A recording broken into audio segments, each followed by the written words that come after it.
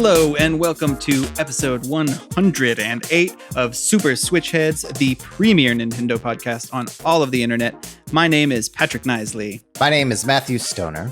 My name is David Howe, and boy, oh boy, we got ourselves a very special guest this evening, returning to the podcast for, I think, the third time, Michael Domangue, ladies and gentlemen. It is so good to be here. I think this is my first time in video. Oh, yeah, that's right. People can finally put a beautiful face to the voice. Yeah. And Michael, who I can't not call you Dodo because that's how I know you.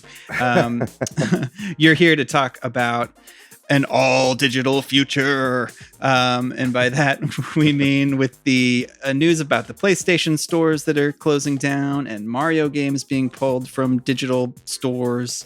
And Fire Emblem as well.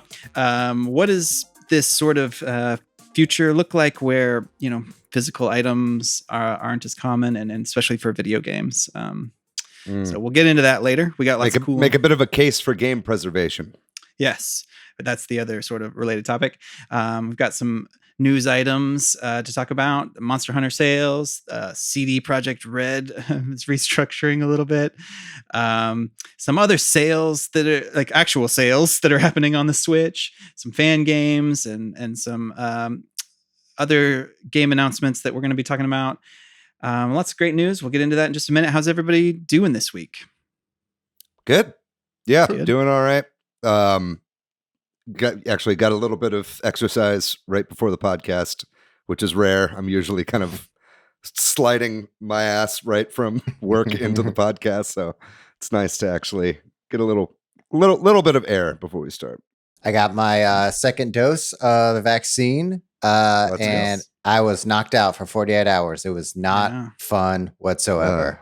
I would recommend a vaccine. I would not recommend the side effects. Yeah, I've got my second dose later this week, and then I'm like actually traveling like the next day. So we'll see how that goes. Yeah. Are you getting Pfizer or Moderna? Pfizer. I'm getting the second dose of the Pfizer. Okay. Might not matter at all. Yeah. Or it could. You could get chills. You're a Moderna boy. I'm a Moderna man. My father was Moderna boy. I feel like Moderna is like Apple and Pfizer is PC. What? Don't do this. Yeah. Johnson and Johnson. Haven't you seen the like Hogwarts thing or whatever? Like, It's So Linux. Moderna is Sony, Pfizer is Microsoft, and Johnson & Johnson is Nintendo. What's going on with you? Yeah, how you doing, Dodo? I'm doing great. I've been on Zoom. It feels like for the last 4 hours. I just got to finish. I'm back in school right now, so I just wrapped up Nice. online learning and then hopped right over here right after class. So I've been in my lovely geek office all day today. Wrapped up work. Started my new job last week, so life's been treating me pretty well so far. Lots of new stuff. Yeah, lots of new things going on these days. Thanks for continuing the Zoom marathon with us then. Yeah. I love to be here. Hell yeah. For y'all. We're going to do some shout outs. We have a lot to go through, so I'm going to do this super fast. We had 2 episodes. That's partly why we have so many. We did our Monster Hunter episode, which was 107. Steve Irwin echoed my problem in Monster Hunter Rise of mindlessly drinking potions. He almost convinced Carasetta to pick it up, but not. Frank pointed out a really funny moment in the podcast where David said sorry for ranting, and I was like, no, it will continue. Which is something that happens good. a lot. Yeah. So what I'm hearing from you guys is you want more David rants on the podcast. I can easily make that happen. And more Patrick support. Yeah, there we go. And more of Matthew's silent encouragement. On Facebook, Matt Manchester gave some good Monster Hunter tips. On YouTube, Krakow said, Lone Star sponsorship win. Nice eye, Krakow. That's to right. notice that. Rocking the Lone Star light this evening, watching the cows. On our Dreamcast episode, which was our April Fool's episode. Go check that out if you haven't heard it. We got lots of comments on a bunch of people on Discord. Thanks for the comments. Summer, DCD, B. Campbell, Cena, Andrew Musil, Jay, more people on Facebook. Derek Copswa, Joe Massengill, Jeffrey Buck, Bond Davis, Kyle Jones. And on Twitter, Eric gave us some really nice props about that episode. That was nice. I think he said it was his favorite April Fool's joke of the day. Yeah, and that touched me. Thank you, Eric. And then on YouTube, a bunch of comments as well. Thanks everybody. Kyle Baker, Talking Sock. I love that name still. Lee Howson, two Dylans. Our friend Dylan Muss was one of them. Hey, Dylan Muss, good to hear from you. And other Dylan as well. Yeah, it was nice seeing the comments for the April Fool's Dreamcast episode, because it was like half people being like, hey, good job committing to the bit, and then half people like totally playing along, which I also really enjoyed. Also Nate Bell on there, and then on Instagram, a couple quick shout outs to cloutdad.jpg and Retro Sega Arian, who commented on that episode as well. Whew, we did it. We're gonna have to start we're gonna have to start culling the shout outs or just picking new people or something, but I'm hesitant to do that, but we got to figure it out. Hey, this is a call to action for you to leave the best comment, because we'll shout out the best so comment. We'll actually share it. Yeah. But do send us a note, whether we can read it on the air or not. We'd love to hear from you, and continue to send us listener questions too. We're not doing that in the episodes, but we're gonna have special episodes for that. If you didn't check them out yet, those Antkeep Gaming YouTube videos of us fighting as amiibos, I think, are now all up. And also, when we get 250 subs on YouTube, David will be reading his fan fiction, Zelda fan fiction. We're getting closer. We're inching our way there. Go subscribe on YouTube, please. Yeah. We did it. News and rumors for the week, right? Let's do it. So, Monster Hunter Rise sales numbers, we continue to get some of those. They've now shipped 5 million units worldwide, which is a lot. It's because it's only been like a week and a half. One platform, 2 weeks too. Yeah, and one platform. That's right. So it's like first party game kind of. Over 1 million physical sales in Japan as well, like within the first week or whatever. So that game's selling like nuts. Yeah, I've heard it's got about a 95% sell-through rate in Japan too. So that means of all the units that have been shipped, actually 95% of those made it to people. Wow. So it's just like selling out everywhere over there. It's like one of the biggest franchises ever in Japan. And as we're recording this, we just found out there's a new Nintendo Switch system update. 12.0 is here. Yay! There's no reason to be excited, Michael. Especially for us Nintendo Switch homebrew boys. Every time there's an update, it just means about 3 or 4 days of waiting for fixes. Yeah, even on like the first model Switches, you always have to kind of wait for that especially on the first model Switches. It means about a week of waiting for us to catch up.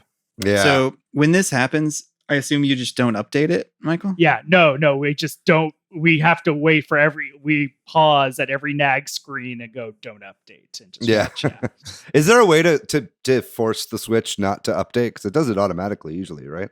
Not really. I could look into that, but no, you just have to be very careful and make sure you don't. Yeah. Yeah. Good to know. If we did an episode with Michael a while back about hacking your Switch, and go listen to that if you're curious about it. I'm sure some things have changed, but can't update. It's still the same.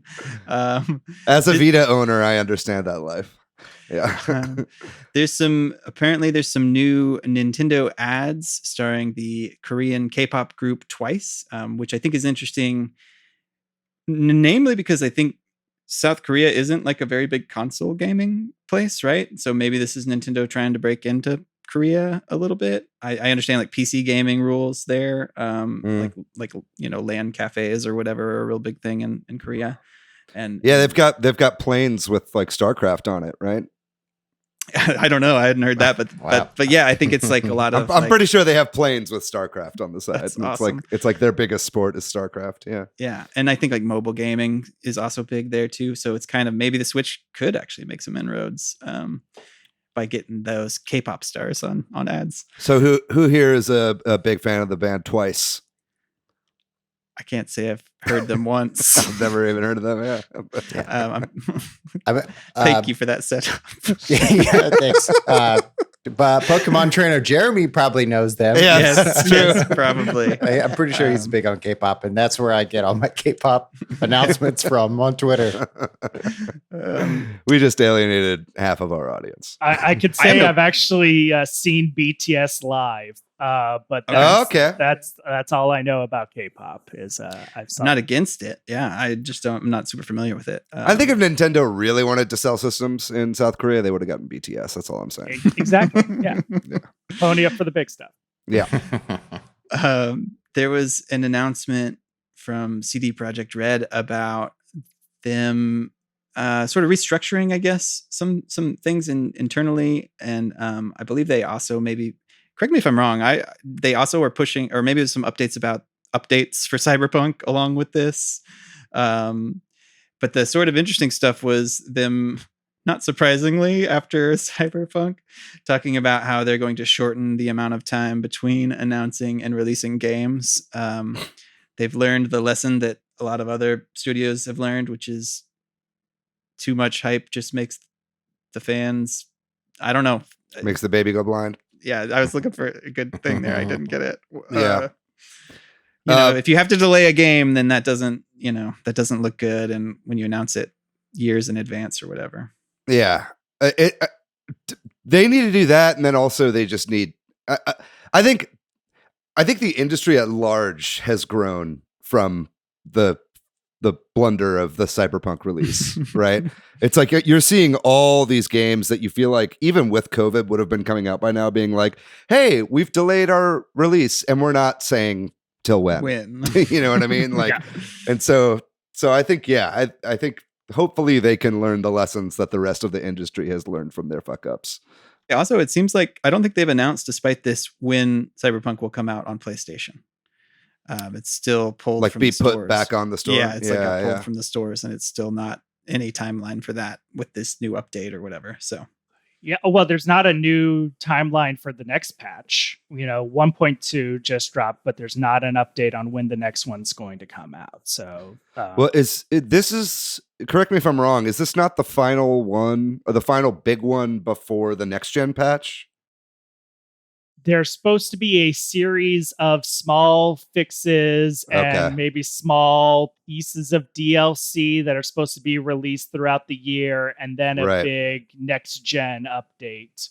I own the Series X version of Cyberpunk. I bought it on disc, and I am waiting for the next gen update before I actually play it, because it's just I played around a little bit with it, I think around the time 1.1 dropped, and it crashed. It's the only thing that's actually crashed my Series X, and it crashed it completely. And I'm just like, no, I'll wait. Yeah, I actually really like Cyberpunk 2077. I have it on my Series S, so I have the Xbox version as well. And I was planning on trying out this 1.2 patch, but then I just kind of ended up playing like a fuck ton of indie games this past week, so I haven't really had time to play it. So much important stuff going on in my life. But I mean, I definitely want to try this out, and I think I will go back into it, because I think my idea, because I really enjoyed the game, is I'll probably finish the game with this patch, and then once the next gen patch comes out, do a new game with like a new gendered character and like kind of a different path and kind of a different build and loadout and stuff like that, and see how it goes. But whoa, David, you said the F word. You said finish the game. Yeah, I might. I still haven't finished it. I mean, hey, we'll see. I finished some games. Okay, yeah, I finished Mario 35. No, I'm just kidding. Some kind of sad news though, to take it back to it, or maybe I don't know what this means. News is they kind of hinted at the fact that they might be canceling the multiplayer aspect of Cyberpunk 2077. Yeah, they said that they're putting it on hold, perhaps indefinitely. So it's like, I kind of don't think they will do it at this point. Like, they had a whole standalone multiplayer thing planned, and that would have been fun to run around that city with a bunch of people, because the city itself is really well designed. But yeah, I mean, I think they probably just need to work on actually completing the game. Yeah. If you don't have a stable single player, don't launch a multiplayer. Yeah. Yeah. Yeah. And then just before we leave too, I think they also said that they're trying to develop a Witcher game and the next Cyberpunk game at the same time. Did you guys hear about that? There was some despite the news that they aren't going to announce things until they're ready to like release them. There was some like Witcher 4 rumors or news tied up in all that too. Yeah. Or like a Witcher, some sort of Witcher game. What was it? Or an anime or something that they're making? I don't know. That was even related. Well, there is a Cyberpunk anime coming still. That should be coming out next year. We'll see. Anyway, so we could stop talking about Cyberpunk. Okay. I'm sorry, guys. There was just a lot of CD Projekt Red. Yeah, we've ignored it for a while. There's been things we could have talked about, but I felt like we talked about it so much for a while that it was like I was sick of it, but I was ready to talk about it again. Coming to the Switch Pro this holiday. Sony makes MLB The Show, the game, and it's been a Sony exclusive for a long time. But interestingly, that game will be coming on the 2021 version will be coming to Game Pass, right? To Xbox day one. And that's right. That's a funny situation. This was huge news when it dropped for me. I'm a Game Pass stan. I love my Game Pass. Same. I've got my Game Pass locked up to like late next year. The amazing thing about this story is that it's published by Sony on PlayStation, but in fact, MLB The Show is published by Major League Baseball on Xbox, and when it's eventually launched on Switch, because it will, I believe it will eventually be launched on Switch. It will also be launched by MLB on Switch. So this Game Pass deal was done between Xbox and baseball to make this happen. So baseball now makes video games, publishes video games. Major League Baseball is behind making this happen. MLB made this deal for Game Pass, so that was them. Not really Sony. Sony obviously didn't want this to happen, or Sony wasn't the one driving for a big Game Pass exclusive. But Game Pass, if you're a sports gaming fan right now, Game Pass is the best deal because you have Madden, NHL, MLB The Show. You even have NBA 2K is on Game Pass right now. It is a sports gamer's dream to have Game Pass. Yeah, having like a Game Pass and a Series S. If you're like a casual sports video game player, like you're set basically for any kind of sport you could want. You could even manage football with your Game Pass. Absolutely. Like Ted Lasso. Matt. There's love that show, David. It's a great show. I like it a lot too. There's some sales going on the Nintendo eShop, and I learned about some of these from some of our newer Discord members in the Switch Headz Discord. So thanks to VaultBoy309 and Clicky for some of these. There's an Activision sale happening, like the Crash Insane trilogy, Overwatch, Spyro, the Dragon, the Reignited trilogy, Diablo 3, that kind of stuff. There's also some other sales going on too. Is it called a multiplayer sale, that the one that Clicky turned us on to, or is it? Yeah, I don't know if it's called that necessarily, but there are like a ton of multiplayer games on sale, including what's that one game now? Rivals I'm forgetting it. Rivals of Ether. I was going to get to that. That's on sale for like $18, where it's usually I think $35. So that's the first time that's gone on sale on the Switch. I actually picked it up because of that. Ultimate Chicken Horse was the game I was trying to remember. That's another game. And then a bunch of Nintendo first-party multiplayer games are also on sale. So that's going on. And then, Bethesda and WB both have big sales for their catalogs going on. Just like if you've got a little bit of extra stimmy money left over and you're looking to buy some games, open up the eShop and just kind of scroll through, because there's some really good stuff in there. I think some Square Enix games are on sale as well. So check it out. I bought way too many games this past week. I'll get into it later in the show. There's a fan game that we're going to talk about, a Metroid Prime 2D fan remake that I guess has been in the works for like a really long time. Allegedly had a update or some footage shown off recently, and which it's getting traction on gaming websites, which means whenever this comes out, it will be shut down immediately. Too bad they should have just held off, but it looks really amazing. They're calling it Prime 2D. Yeah.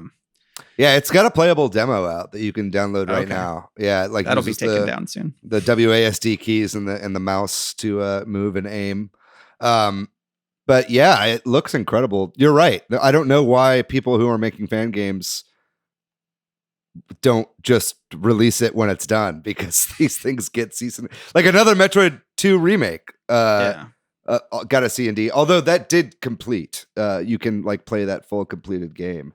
But I guess it's going to get taken down one way or the other. You might as well get some, if you need some juice from people to get excited about it. Maybe that's why they needed this momentum or whatever. But I mean, I just wish Nintendo would pull a Sega and bring fan game developers into the fold, because I think now that they've combined the like home console and handheld pillars, like just as many games as they can release as possible, and if it's these people that it's kind of like the new Star Wars movies, they like gave Star Wars movies to people who like grew up loving Star Wars. It's like give making video games people who grew up loving Nintendo games. You know what I mean? They end up doing a great job with it. Wasn't the guy that made that other Metroid one hired by the Ori company and contributed to Will of the Wisps? Ooh, I think so. Yeah. Because I think it might have been another Metroid fan game that he was working on, but I know that happened from some Metroid fan game. It's probably AM2R. Yeah, I think it was that one, but I could be wrong. Yeah. So Nintendo's not doing it, but other companies are, I guess. Yeah. Anyway, go grab that game before it's gone from the internet forever. At the time of this recording, it's still available because I literally just downloaded it. This is when Matt's audio will start glitching out. Yeah, I'm gonna go play. Fuck y'all. Matt will be back. Yeah. No More Heroes 3 is getting some sort of live stream event on April 8th, which is like right after this podcast is going to come out, and it's some early time in the morning, I think, like 5 a.m. or something. Japan time, I think. Yeah. So what will this be? Who knows? With Suda, this could be something weird, or maybe they are actually going to show the game. We'll see. Or some details. Probably both. Yeah, probably both. Ever the realist, Michael Domangue. But by the way, I'd really like to recommend the latest issue of Nintendo Force that came out. It was all about the career of Suda51, and there was like a really big long interview with Suda throughout the issue, and it was really interesting. He's got a cool life story, and he seems like a really cool guy, honestly, even though he's a total weirdo. Did they mention his work with Fire Pro Wrestling at all? Yeah. That was his first game, I think, was Fire Pro Wrestling. Yeah, I know. He talked about that quite a bit. It's incredible. His most there's a downloadable content for Fire Pro Wrestling World, which is the most recent installment in the series, where he went back and created a scenario for it. I strangely recommend it. Strangely recommend. Very good. Also, there are some rumblings online on Resetera, that there might be some other news coming out on the 8th as well. So if anything cool happens, you heard it here. Don't get your hopes up, though. If you are a fan of the original Star Fox games, there's a game that's been in development. It's not coming out, but the Kickstarter for it is launching, or will have launched by the time this comes out, right, David? Yeah. It's called Whisker Squadron, and it's sort of a low poly. It just looks a lot like the old Star Fox games. It's by the developers. I think they're called Flip Fly Games, and they made Race the Sun. If anybody plays that, I love that game. It's like a procedurally generated kind of slalom style game, where it's almost kind of like Star Fox. What Race the Sun reminds me of are those levels in the Super Star Wars games when you're on the like land speeder. And you're going forward, but then you can also kind of go infinitely to the right or to the left, and it's kind of this faux 3D. Race the Sun was kind of like that. It was kind of like a mix between Star Wars, Super Star Wars, and Star Fox. And then this game is just like straight up a love letter to the original Star Fox. I actually got in touch with the developer. We should be having him on the show before the Kickstarter is over. But he was kind enough to send me a link to it, like an early beta demo build of the game. And it's so fucking fun. I'm a huge Star Fox fan. I was a big Star Fox fan on the Super Nintendo. And it's basically that, but procedurally generated with like roguelike elements included. So it's got, think like Slay the Spire, how like you'll beat some levels and then there'll be some areas where they're like, hey, do you want to purchase this thing? Or I can give you this upgrade or this upgrade. And then you kind of decide. And so each run you do will be a little bit different, deciding depending on the build that you go with of your ship. So yeah, definitely keep an eye out for that game. We'll be posting about the Kickstarter going live. And yeah, support it if you're into flight games. I mean, it's not really a flight game, but it's if you like Star Fox style games, yeah, you'll enjoy this. Yeah. And our last bit of news here, thanks to Kyle Baker, I think shared this one on our Discord's first place I saw this. The record for highest selling at auction video game or gaming peripheral thing. An original Super Mario Brothers for the NES broke the world record, selling allegedly at auction for let me get this right, $660,000. Yeah, which is a lot more than I think we talked about this. This was maybe like a year and a half ago. The like Sony or the Nintendo PlayStation prototype that sold for like a ton of money. It's like 300,000, I think, wasn't it? Was like breaking records or whatever, I think, at the time. But this is like twice that. So, yeah, for a game cartridge.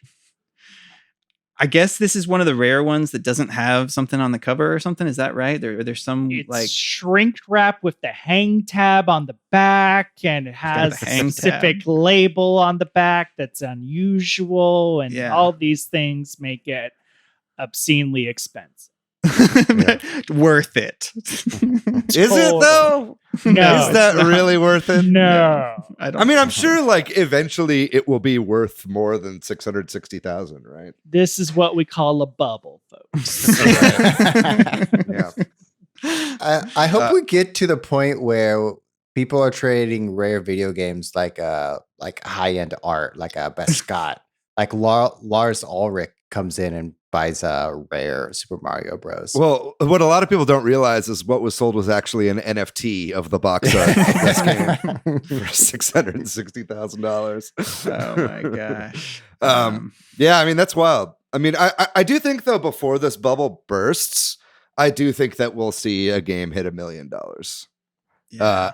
I think like, and we'll definitely get into this in the topic, but it's like, there's a run on physical games right now, and especially with the news of the PlayStation stores closing, original PlayStation games are like rocketing up in price right now. And so I think this bubble has quite a bit to go before it pops. But yeah, it's very fucking interesting to see a single video game sell for $660,000. The collector's market is just totally crazy. Well, like David hinted at there, we're going to take a break and then come back and talk about our main topic, which is backwards compatibility in an all-digital future. I miss you, Mario.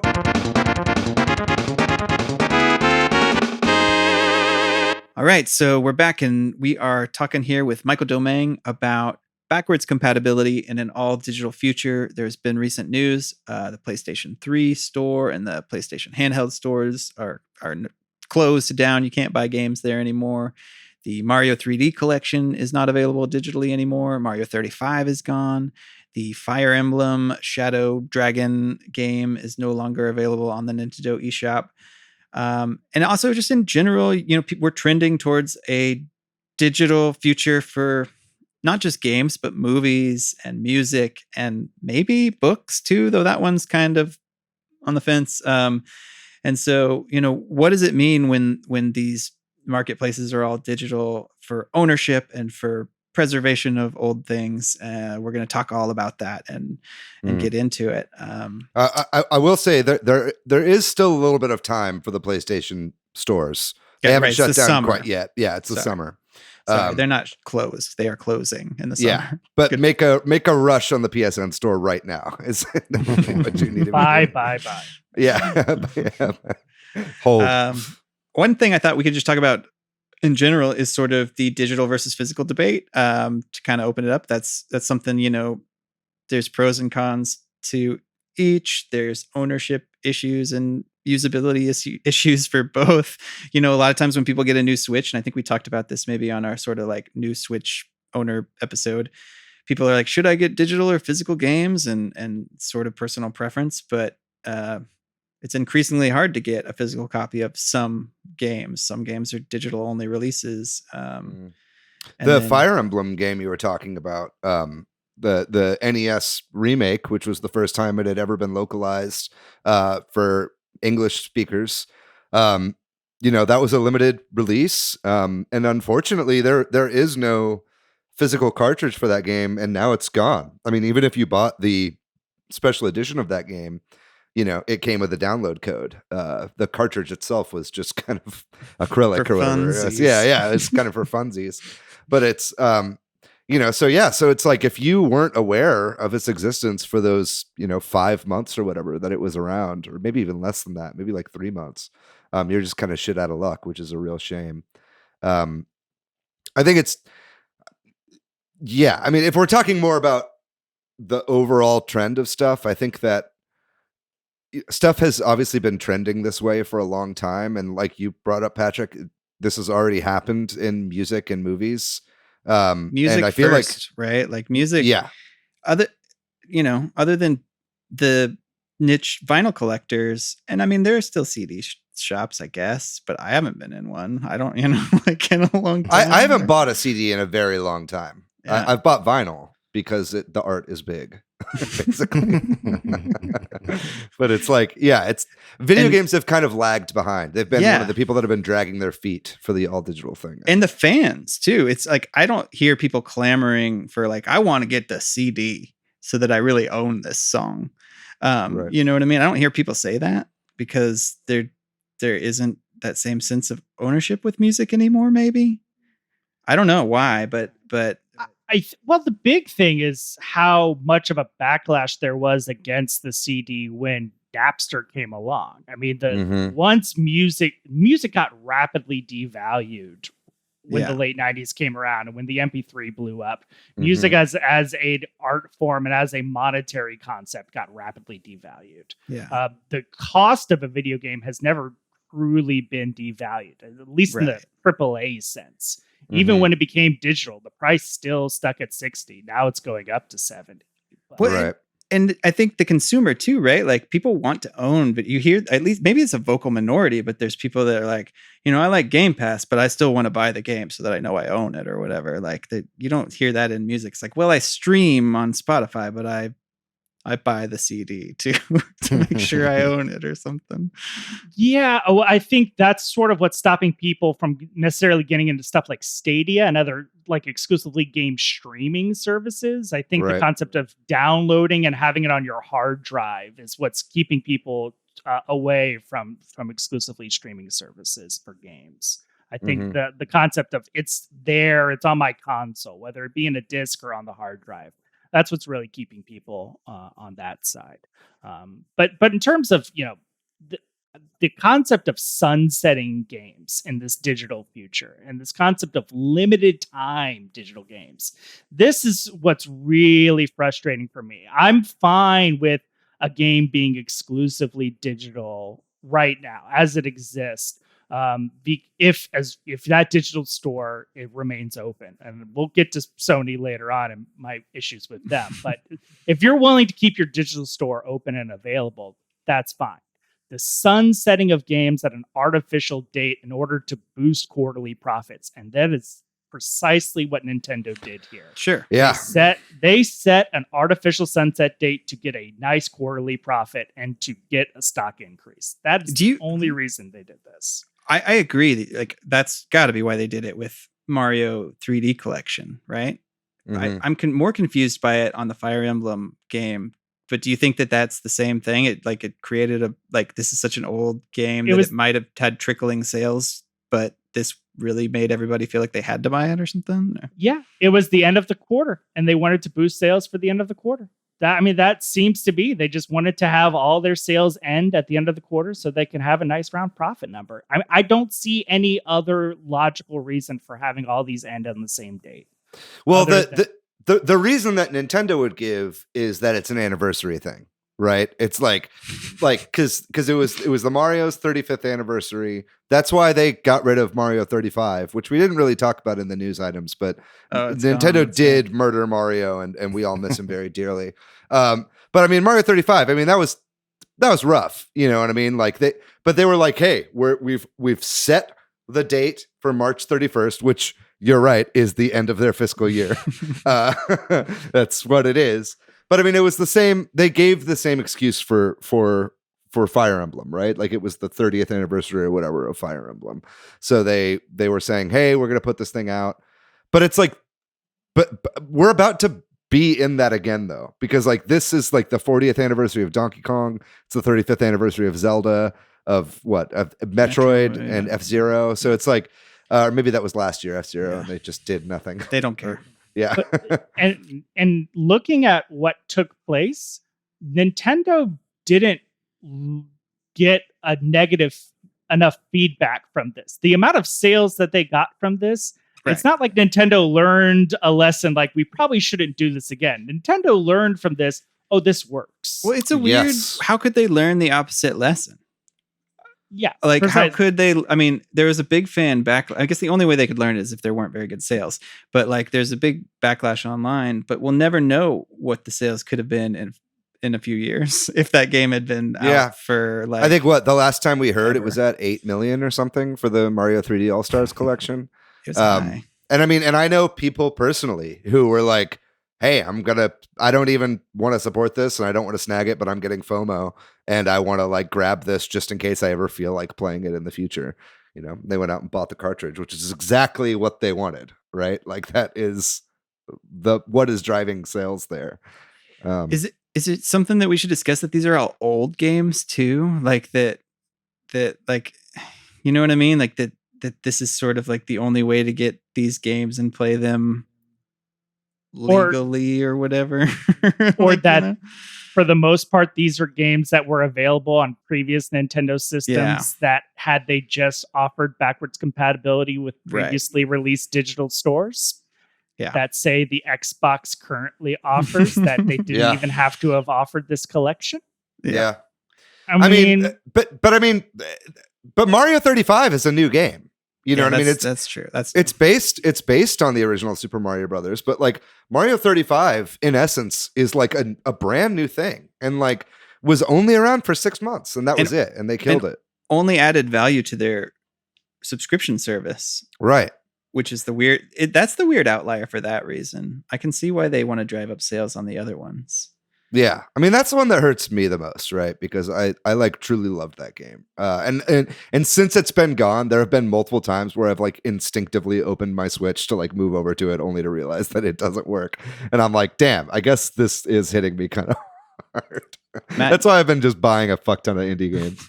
Matt, you got any thoughts on any of this and that we've been talking about? I think, generally, I kind of echo the sentiments that everyone is saying. This seems just unusual because I can't find any parallels in the other industries where you introduce something maybe like, a limited run DVD release that Disney did in the 90s. Yeah, the Disney Vault. Yeah. But that's been gone a really long time with new streaming services and DVD and Blu-ray sales and all the different variety streaming services because competition is big.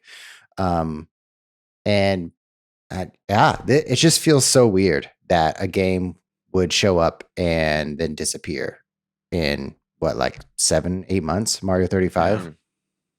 Yeah, I think it was less than that. I think it was 6.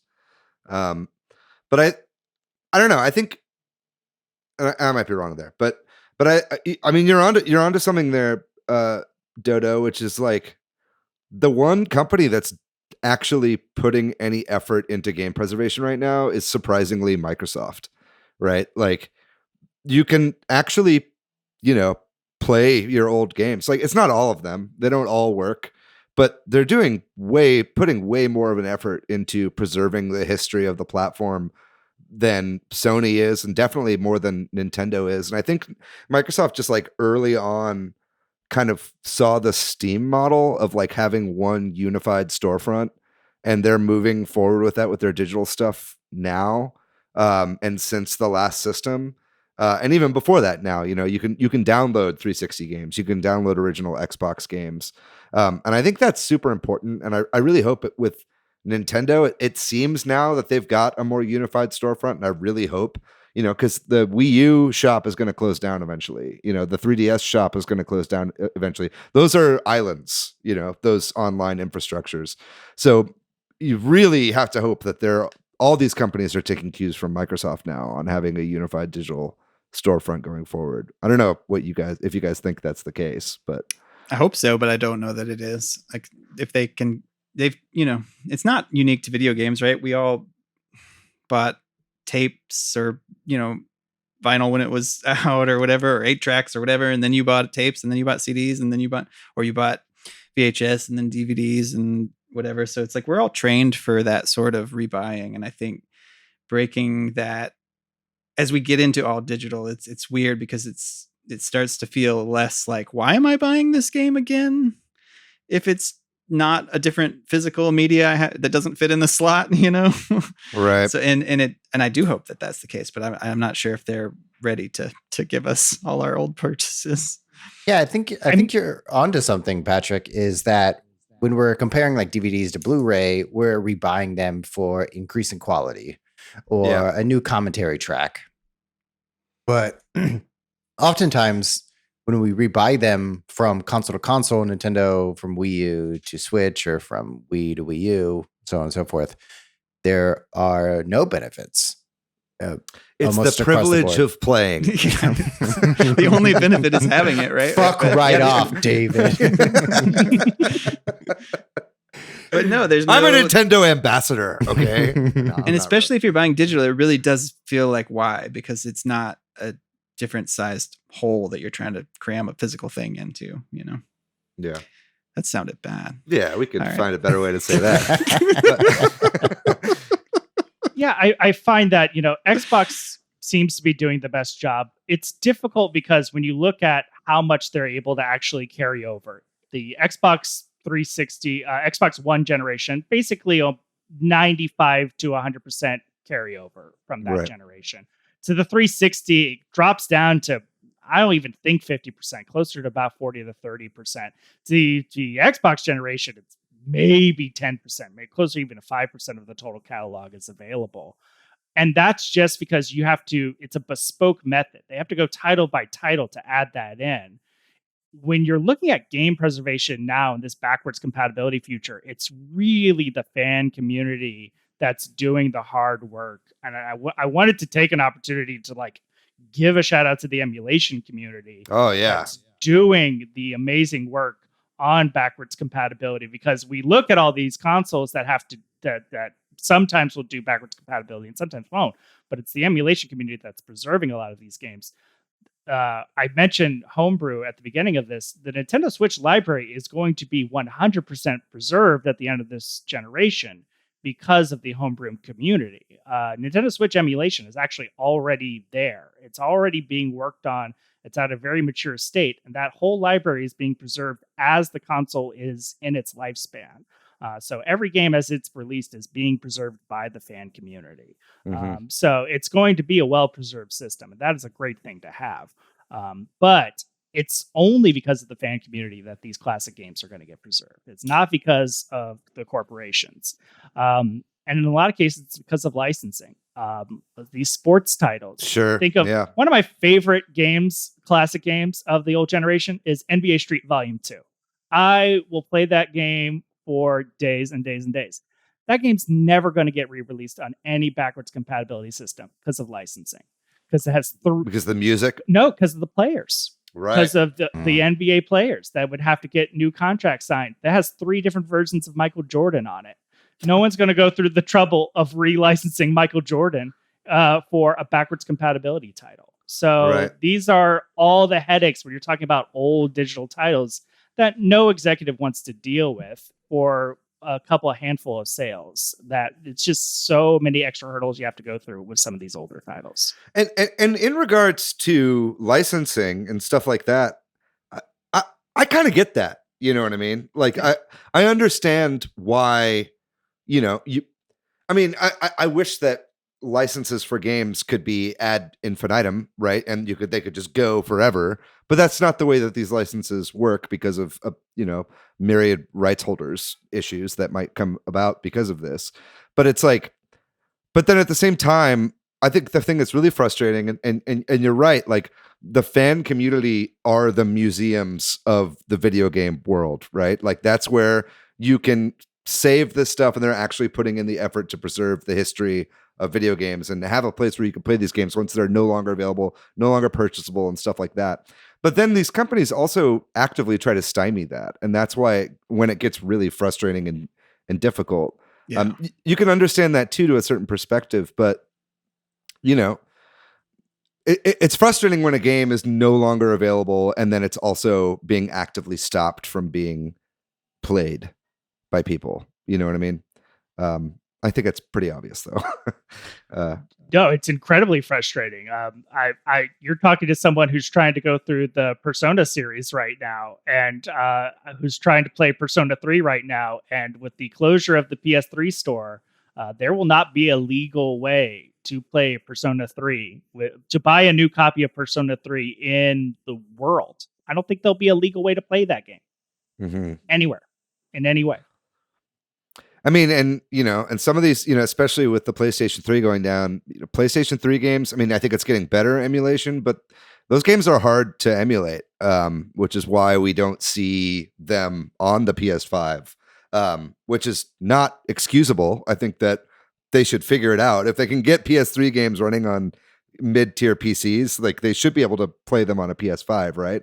But it kind of becomes an issue of like, where's the bottom line? Like, how much is it going to cost to develop this emulator? How much is it going to cost to like get the licenses for these games back up to run on an emulated device and stuff like that? But I think it's important to do, man. I think just like Sony, especially, and Jim Ryan has very odd thoughts on the value of older games. And I think they look at it purely from a numbers perspective, where it's very important to look at it in other perspectives as well. I mean, I think that's always going to be the fans. I mean, like, I don't think there's any big TV studio that's like, we got to save our old, like the BBC was just recording over old Doctor Who episodes or whatever on their, Right. their film reels. Like, I don't think it's ever going to be the companies that are worried about old stuff being preserved when they're we live in a capitalist world. They're dominated by money, that kind of stuff. Or at least we live in a capitalist world. So I lost track of what I was saying there. That's okay. I think another thing too, why PlayStation and Sony have been so hesitant to put any effort toward backwards compatibility. Like you said, Microsoft isn't perfect, but at least they're doing something. Right. And they are adding more games to that at a decent clip. They haven't like stopped those processes. But I mean, Sony doesn't feel like they have to because they're in the lead right now. You know Exactly. what I mean? 100% agreed. Yeah. Microsoft needed to do something to get people on their side. That's why they're going super fucking hard on Game Pass and why they're going really hard on backwards compatibility. Sony doesn't see the need to do it, but it's like, I imagine if Microsoft totally beat them this console generation, that we might see a little bit of an about face on that. That's true. Yeah, I mean, we've talked about this in previous episodes, but during the 360 and PS3 era, Microsoft was anti-crossplay and Sony was pro-crossplay because Sony was losing and they needed some consumers and fans to back them. And Microsoft was like, no, why would we do that? People are buying our consoles, they're buying our games. But now kind of the, console ownership has shifted. Mm-hmm. There's something I wanted to talk about, which is sort of a related, but more moving away from what we were just talking about, which is just sort of ownership of things in general, ownership of digital things. Because I think, it's only useful so far to compare to other other media like music or movies, but I really don't think people want to own music anymore in the same way because it's so available. And I do wonder, like, people still want to own video games. And I think about when we had Eduardo Ortiz Frau on the show, and he talked about, like, well, I got into making sound and music for games because people buy games. People don't buy music anymore. But like, I do wonder, like, do we, that sense of ownership, a lot of it I do think is tied to the still physical aspect of games and that kind of stuff. And I do wonder with Game Pass and all that, do we need to own thing? You know what I mean? When things are digital, do you buy movies digitally? Like, that's sort of both a rhetorical and an actual question. Like with Netflix and stuff, do you feel like if you really want to watch a movie, isn't there usually a way to do it? Or maybe you just pay a couple bucks to rent it or something, Do you think there's any parallels there for the future of video games? I mean, I have huge thoughts on this. This is a huge category of conversation of, like, those two buckets are ownership, owning the thing, and access, being able to access the thing, either a long period of time or a short period of time. And I think things are trending towards access over ownership. Yeah. We have, Uber, Grubhub, grocery delivery. Those are all services that provide you access to a thing, or like Netflix, Game Pass, all of the other subscription services. Those are all access where you don't actually own whatever you're consuming, versus like buying a DVD or buying a book or buying a game. Yeah. Those are the two buckets that I think. No, that's a good way to break it apart. About it. Yeah, that's a good way to frame it.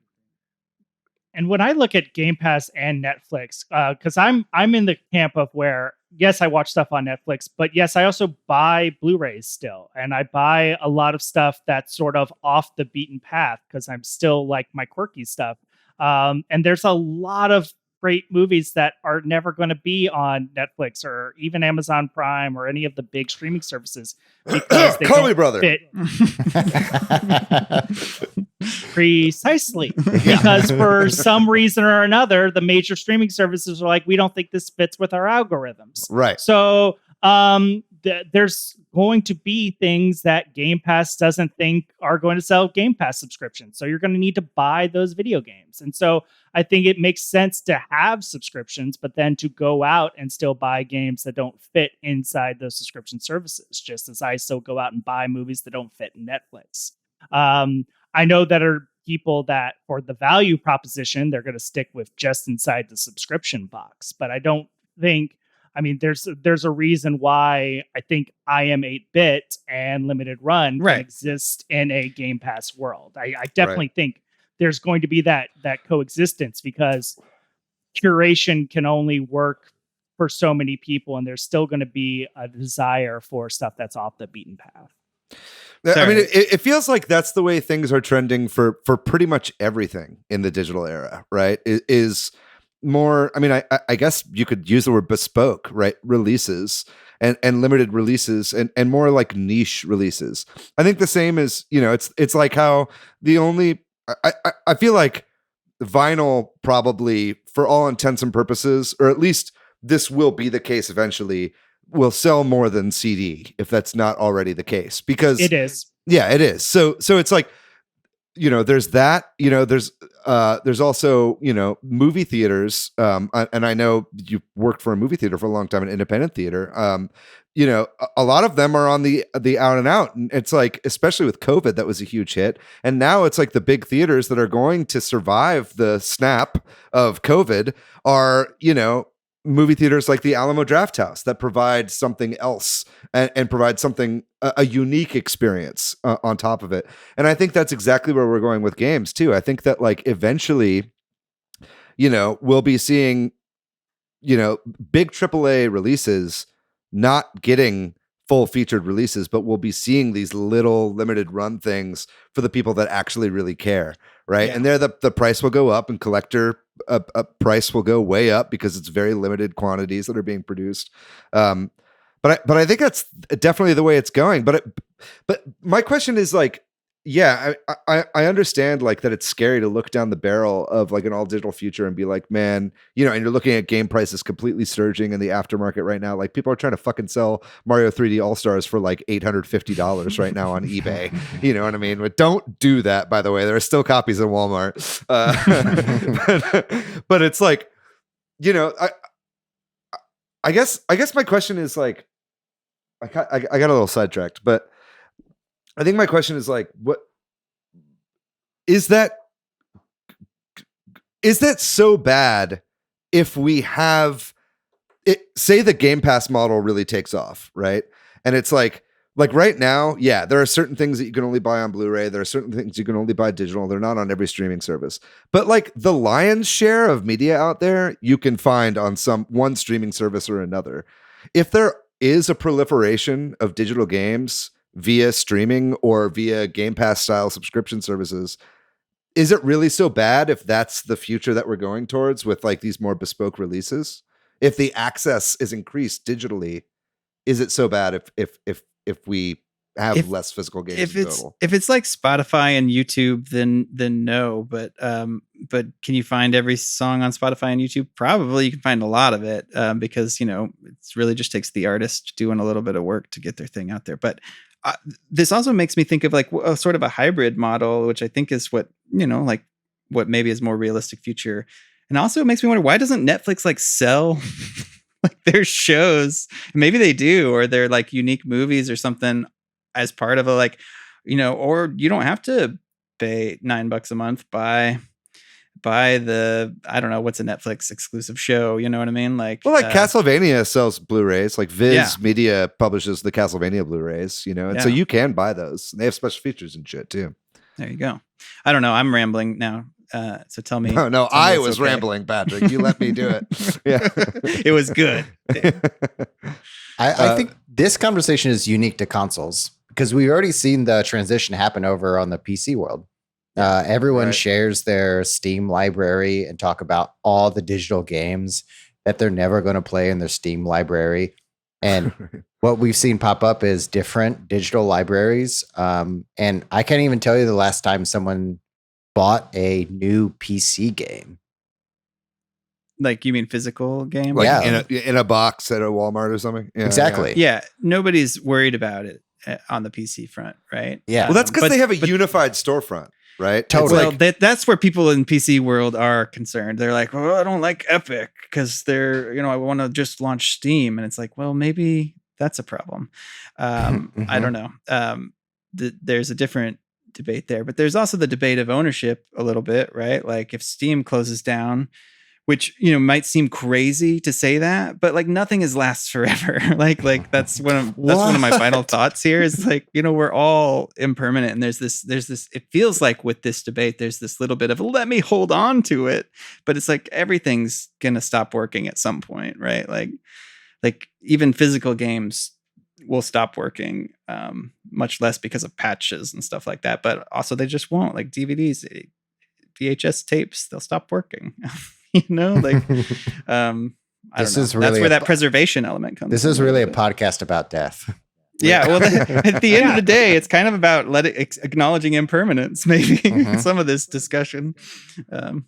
I think with any digital store, there needs to be some sort of built-in setting for what happens when that store closes. There needs to be some sort of contract or understanding of a transfer of ownership to the consumer on the closing of that store.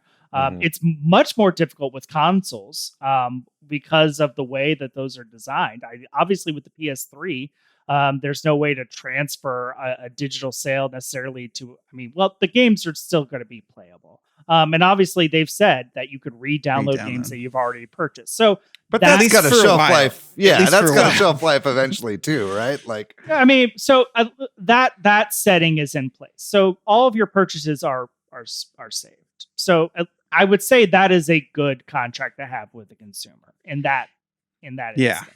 But with Steam, if you're talking about Steam closing, yes, there has to be a way to store your purchases so that if Steam closes, your games don't become unusable. That's just unrealistic, though. I agree with you in theory, Michael, but like unless you have 100 hard drives to download your thousands of Steam games, like when but they're isn't like, that kind of on you, man? I mean, like, you know, if you've bought 1,000 games and you don't have 1,000 hard drives to back it up, like, that's kind of your fault. Like, you bought all those fucking games, dude.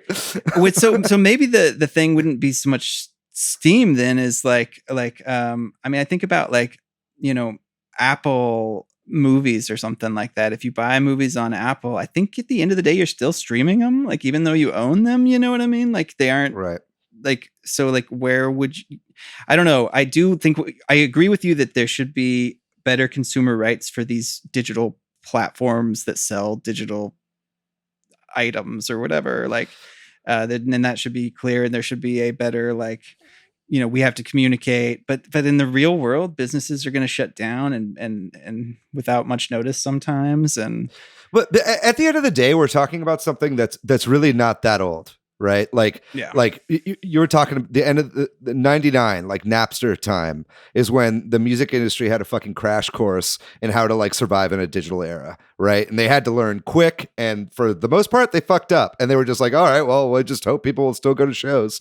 You know what I mean? And that was that. Right. And so we're still figuring out digital rights, and ownership in a digital era, you know, and you're talking about impermanence. You know, there's also the question of, like, you know, if some, you know, and this has happened, and I've seen people talk about this. If you die, can you bequeath your Steam library to your children? You know what I mean? In fact, and I think in some of those, because they aren't very consumerish, I think you can't in a lot of digital stores. Like, right, you know, like the Nintendo accounts, if you know, it's tied to you are the owner, like on the eShop. Right. And so, I mean, you could always just give somebody items. your fucking email and login or whatever, but then if you have two-factor but you're not authentication, allowed it's hard to to do when you're legally dead. transfer it. Yeah. Yeah. But it's, and anyway, I think you're right. I think that, like, nothing is permanent in the digital era as it is now, but I think we're still learning how to live in a digital era. And I think a lot of this comes down to restructuring just life in general. We have so many people that hold on to the old ways of things, and those people tend to be in power and make decisions in companies and in governments and stuff like that. And so it takes a really long time for, like, practical end user benefiting regulation and end user license agreements or whatever to come into place that really benefit the people that do it. So I think that eventually we'll get to that point. But yeah, I get the fear right now of not knowing what's going to happen to your shit. And that's why fucking piracy and game preservation and the people that are backing up all these games are so important. You say nothing's permanent, but, like, I truly feel like that the earth is going to go away eventually. Yeah, like, but humans. I mean, we put humanity's, like, essence on a gold disc and shot it out into space. Yeah, you know, like, something will survive. This is like the length of the Earth's history, and this finger is how long humans have been around, right? Okay, Neil deGrasse Tyson. But I mean, seriously, like, we act like this is a, you know, like, we're all gonna die. Well, I'm not concerned about if my games will be playable in 1 billion years. Okay, that's not really at the forefront of my mind. NBA Street Volume 2 will outlive me. With count them, 3 Michael Jordans. I think also that I agree with you, David, but on some parts I also just frankly disagree, and that's just, we are just, you know, we're 4 dudes on a video game podcast who care about this stuff. But, like, the average consumer, they're just like, is it cheap and can I get it quickly? And digital answers both of those things. And we saw that, as David, as you were talking about Napster, right. You, like, people don't buy music because they can download it for free. And it's convenient because they could just get it on their computer and put it on their device. But it's like straight up, like, the PlayStation stores are closing. You can't buy PlayStation 1 classics anymore after the summer, right? But I tell you what, it takes me about 2 fucking seconds for me to find a PlayStation 1 game that costs about $850, Tron Bon or whatever. If I want to play that on a little handheld emulator, it takes me about 2 seconds to find it and about 5 seconds to download it. And then I've got that game. Right. And I don't think that is going away. It's like, Agreed. They can shut down as many sites as they want. You know what I mean? It's the Hydra effect. You cut off one head and a bunch more pop up. You know what I mean? Like that will continue to be the essence of the internet until, the government cracks down or whatever, and you can no longer do that shit. But I think in some form or another, the game players will be the ones that are preserving this for all of the rest of history. And all of those links will be in the show notes below.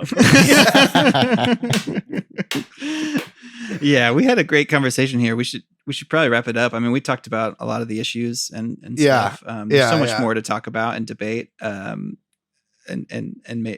me to remind you that we're all going to die again. Yeah, I will say, I find it just to bitch a little bit more before we call this. I do find it really disappointing that they're closing down the Vita store while now. Games were still being developed for the Vita. They sent out dev kits as late as a month ago to developers to develop for the system, and they were completely blindsided by that.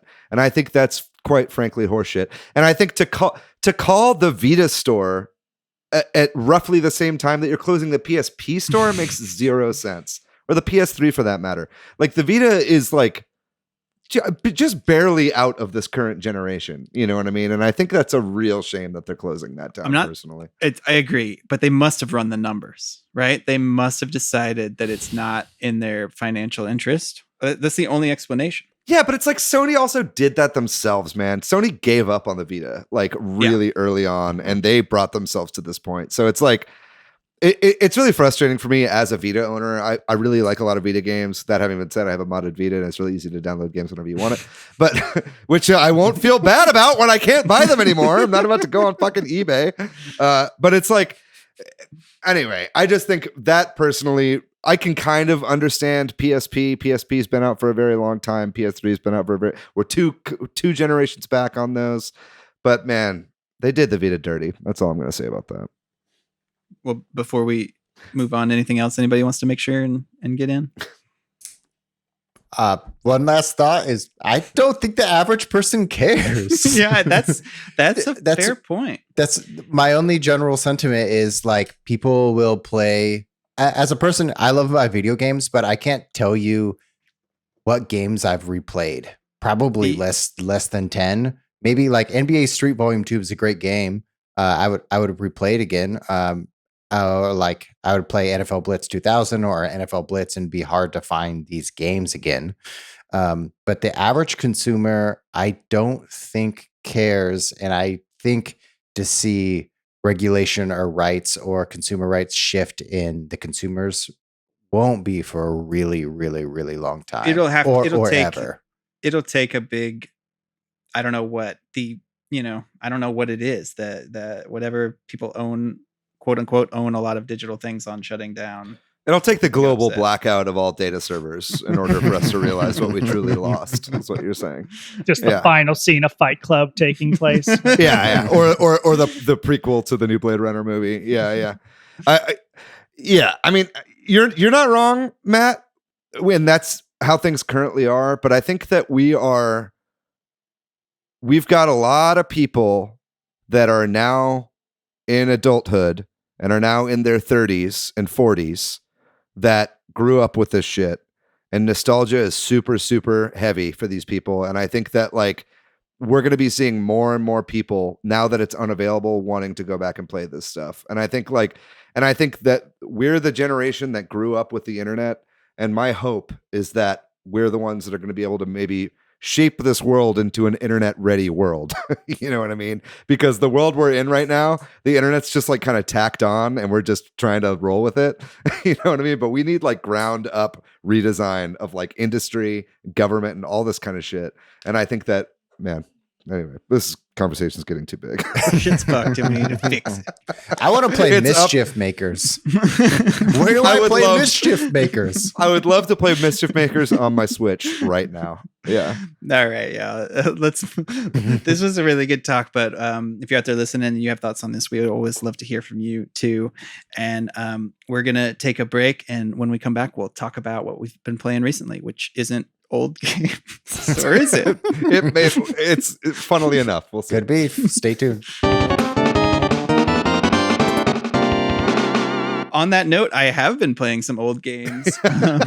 Nobody plays these on the NES and SNES things on NSO, but I will save talking about that because that's actually for a project that is Super Switch Headz related that y'all will hear about later. That's what we call a teaser. That's a teaser, a side project. Such a teaser. I haven't. Wait, are you breaking up with us, Patrick? No, not at all. I haven't. Are you breaking NDA?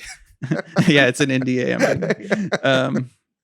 I haven't had a lot of time to play games. I have done that, which I can't talk about yet, and then I played a little bit of Monster Hunter Rise, but not enough. And then I did want to mention this though. Like I haven't been playing a lot of games, but my son's been watching the old Pac-Man show that's on Netflix. It's called like Pac-Man and the Ghostly Adventures or something. Cool. It's not that old. I should look up when this came out while I'm talking about it. If it's just really funny to have him watch this show. I don't know that it's based on. It came out in 2013. It looks like so. It's not super old, but it's strangely an okay television show. Okay, I don't hate it. And you know he's getting educated about Pac-Man. So. Pac-Man's the shit. Talk about anniversaries. Pac-Man's got a big anniversary this year as well. The synopsis to this show, Pac-Man and the Ghostly Adventures, says Pac-Man discovers unimagined powers and becomes president of Pac-World. That hasn't happened yet. Spoiler, dude. Come on. Wow. His name is not worried about it. Pac-Man, and he becomes president of his own world. It's not a dictatorship. I don't know what it is. I'm talking to my son about it, and I'll be like, "Oh, those are the ghosts, right? Like Inky, Blinky, and Clyde." He's like, "Their names aren't Clyde." And I'm like, "No, it's Clyde." They are. Yeah. He's like, and then they say it, and I'm like, "See." But anyway, that's a one-way ticket to him resenting you for the rest of his life. Anyway, somebody else talk. I'll go next. After last episode, talk about baseball. So the new baseball season started, and it is so dumb. It is the dumbest thing I've ever seen, and I love it so much. My idol is a pitching machine. Okay, that's it. Very good, and it's great. But as far as video games are concerned, I've been playing. I'm just gonna nod and pretend like I know what you're talking about. I've been playing a new game that's old aesthetics. I've been playing Narita Boy. Nice. So that's been pretty fun. Published by Team 17. So it's actually really good. I think the first couple of hours I thought it would be pretty simple, but it's kind of picking up as you collect more powers. Is it a Metroidvania? It's sort of a Metroidvania. I would say it's quite a bit more linear. So there are some Metroidvania aspects where you have to go forward and go backwards and kind of find your way around as you would a Metroidvania game. But the soundtrack is killer. The movement is great. And it feels like more of an homage than a derivative. So it feels like a nice 80s aesthetic if you're looking for a 80s trip. Yeah, it's definitely got some Tron vibes in there. I mean, with the logo and everything, and the music as well. I did download that game and start it up, but then I kind of got distracted by some other games that I bought this past week. wasn't a good week for my Xbox. I ended up playing a bunch on the Switch. But are you playing that on Game Pass? Yeah, well, it's free on Game Pass right now. Free on Game Pass. It's also on the Switch. If you're looking for it on there, if you don't have a Xbox or PC platform. Yeah, but so you're liking it. I'll probably play that a little bit next week. Yeah, I think you'll like it. It's, from my understanding, it's only between an 8 or 10 hour game, so pretty quick. It's a weekend game. I would recommend it. It seems like a game I've played before. It's like very good. It's like familiar but new. Yeah, from games. the little that I did play, I really enjoyed the soundtrack. I actually just kind of like left it on and did some other shit while the soundtrack was playing in the background. But yeah, I guess I'll go next. I'm kind of bogarting that. So all the games that I've been playing recently are similar in 2 ways, or 3 ways. They're all indie games. They're all derivative of games that have come out before, and they all feature furries. So the games that I've been playing recently, first of all, we talked about it during the news section. I've been playing some of that Whisker Squadron beta. Really enjoying that. We'll be getting more into that whenever we have the developer on in a few episodes. That'll be by the end of this month. But a great game that I'm really enjoying, and you should check out the Kickstarter for. That should be out by the time you're listening to this. Also been playing a lot more Paperball Deluxe, which is Super Monkey Ball clone. Essentially, love that game so goddamn much. I've been playing through like the expert mode, and I think I finally beat the expert mode. It's 50 levels after like 618 fails or something like that. So that's just like either me falling out or me restarting.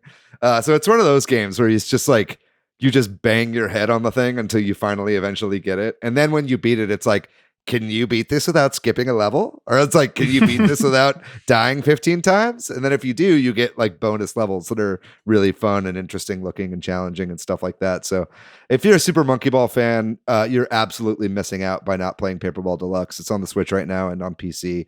I hugely recommend that. I did pick up Rivals of Ether, which is on PC and on the Switch. I think it's on all the consoles. But I have, that's the one out of these that I've played the least, but I've really enjoyed it so far. We talked about it in our Smash Like episode, and it's really fantastic. The controls are super tight, plays a lot like Smash, with the exception being that there is a heavy attack and a normal attack button in addition to the special attack, right? So there's kind of a bit of separation there, but the rest of it kind of plays very much like a melee style Smash game. And it's got like a limited roster, which is kind of nice too, because you don't have to try to learn 90 something characters. You can just learn the kind of base characters. And then 4 of the characters that have been created through Steam Workshop are being added into the game later this year, along with rollback netcode. So they're really trying to push for it to be like a good, legit game in the competitive space. So yeah, I would really recommend getting it on sale, just if not for the selfish reason, so that I can play it with more people. And then lastly, the new game I've been playing. Well, actually, before I get to that, I'm sorry, I'm going on really long here. I did play the fuck out of Mario 35 in its final day. I should probably tell that story real quick, where I basically knew I wasn't going to get 10 wins in a row. That wasn't really in the cards for me, but I did decide that I really wanted to end my level on 69. And I was on level 68 for like 10 or 15 games in a row, and I kept losing over and over and over again. And I was like, and I was racing against the clock too, because it was like late into the night, like when they were about to cut it off. And then at the very end, I finally won my last one that I ever played. And it went straight past 69, and I got level 70. So that was I was like, there's no more fitting end to this. Me grinding this game for like 5 hours. It's like 3:30 in the morning. I've got work tomorrow. I'm like, and basically I just shot right past 69 and went straight to 70. So I'm gonna miss you, Mario 35. But I would be remiss if I didn't bring up the last game that I've been playing, which is a game called Kaze and the Wild Masks. Oh, have you guys heard of this game? I have heard of it. Yeah. So I wasn't going to get this game. I was going to like wait for a sale, but then I just got so charmed by the whole idea of the game that I picked it up at full price. It's by a Brazilian development team. And it's just a wonderful game, starring a very furry mascot. It's kind of a anthropomorphic bunny character. But the game is very much a love letter to Donkey Kong Country and those style of platformers. You've got a kind of a roll jump, kind of like you do in Donkey Kong Country. Like the movement is very similar. And then there's like the 4 letters Kaze, Kaze, that you can collect throughout the world. There's like 2 hidden special areas in every level. And so it very much feels like that. It's very linear. It's very level based. But for a first game by this development studio, they knocked it out of the park. I'm loving this game so much. It's got so much charm.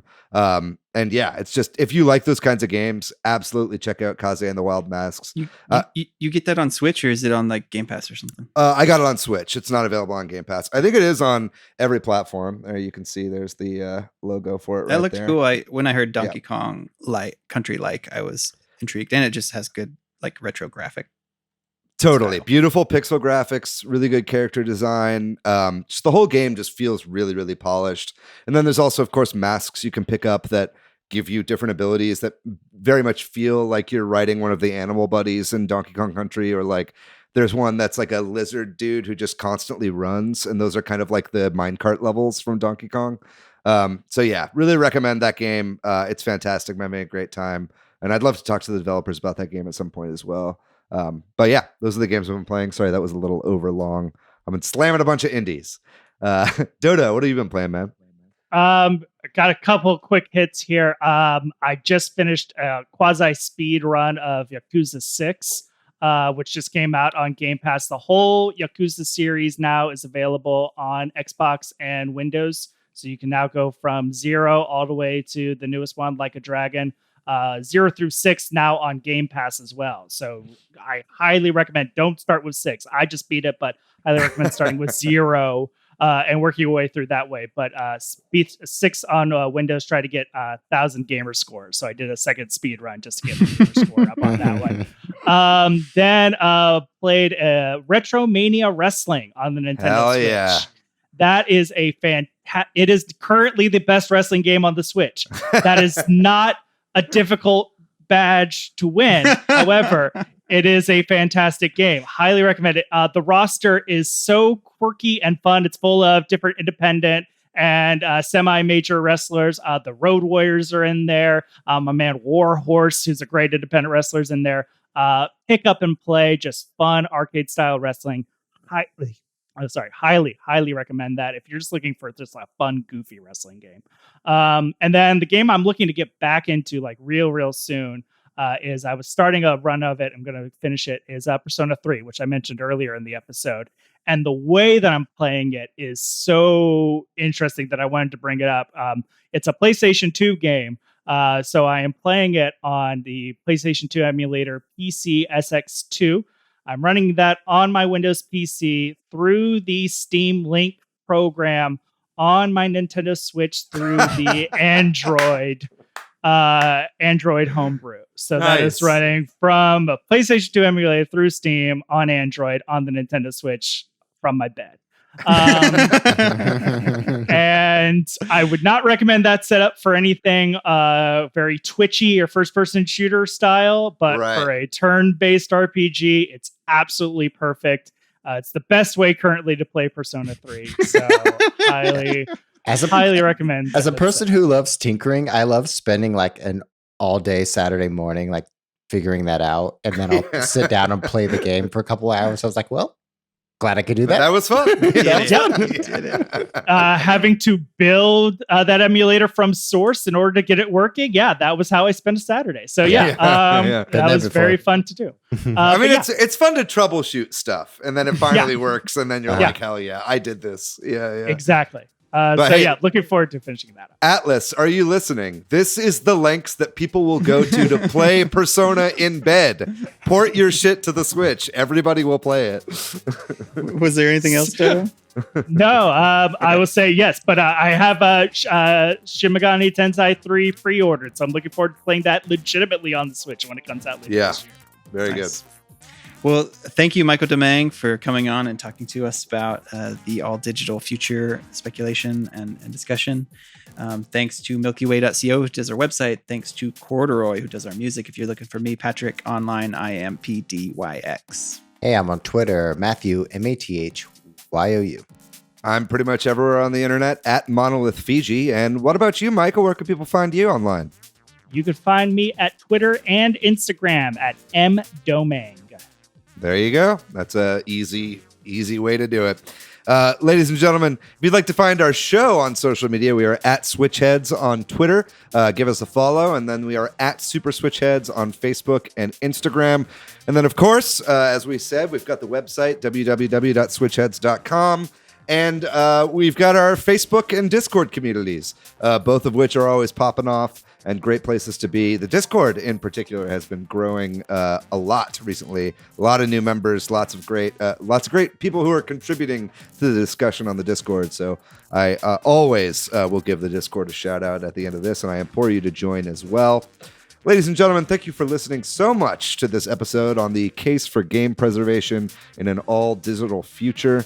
That was a great topic. I feel like I could have talked about that for twice as long, so I'm glad we cut it off when we did. But we will be back next week with an all-new episode. We'll be doing we actually know what we're doing next week. We're going to be doing an episode on games media, from magazines to Twitch. We got a very special guest on for that, so we can't wait for you guys to listen to that one. But then we got this is the first time we've actually got a whole month of shows planned, and they're all going to be great. I'm not going to spoil them all for you right now, but keep listening to the show. We love you guys. Get your vaccines. We're at the point now. We're about to all just be in a big orgiastic party because we're over this shit, and it's finally going to be done. I can't wait to play multiplayer games in person again.